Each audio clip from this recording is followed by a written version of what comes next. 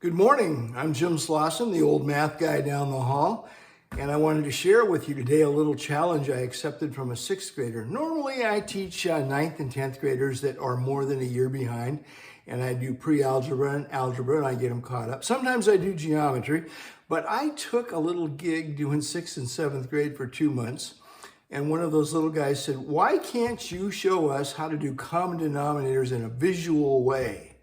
I hate these pies." And I thought about it. I really never did come up with anything.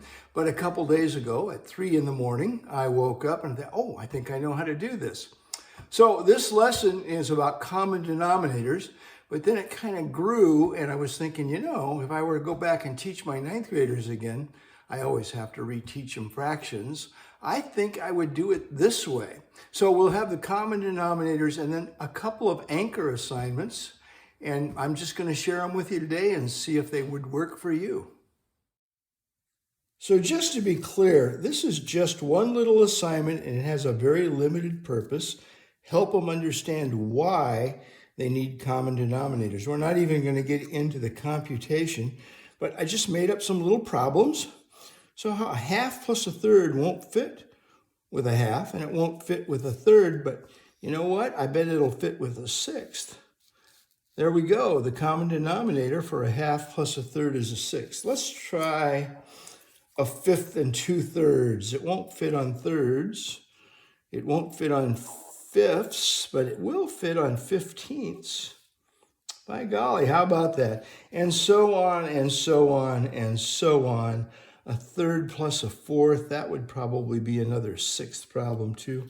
Let's see if we can find one with 12ths. How about 2/3 plus a fourth? By golly, that would be 11/12. So, like I said, simple assignment. Why do you need common denominators? Because it's the only way you can get an answer that makes any sense. And then, of course, I thought to myself, heck, if you've already got this base sheet, you could certainly have them add up some fractions and subtract some fractions with like denominators. They could just do some counting, even if their computational skills aren't very good.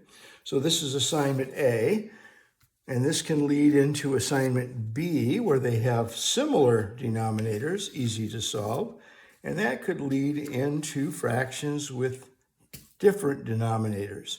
So we'll get a little 4-page assignment here to go with it.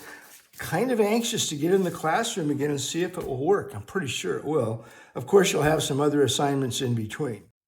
So that's pretty much the whole deal. Like I said, it's not some huge assignment, and I'm sure some elementary teacher somewhere has done this way better than I have. But I feel like this will work pretty well, and I'm anxious to try it out, like I said when I was demonstrating it. As always, I will leave this up on the screen, each page, for 4 or 5 seconds. So if you want to stop the video, you can grab a screenshot and make a copy. If you'd like a real clean copy, email me, jim@prealgebra.net, and I'll send you a PDF that will be even cleaner than this. And most importantly, I want to thank you for watching the video. And even more importantly than that, I want to thank you for the work you do with kids who struggle with math. It's not an easy job you do. The kids are lucky to have you. Thanks for watching. If you feel like subscribing, I'll probably knock out another 15 or 20 of these videos.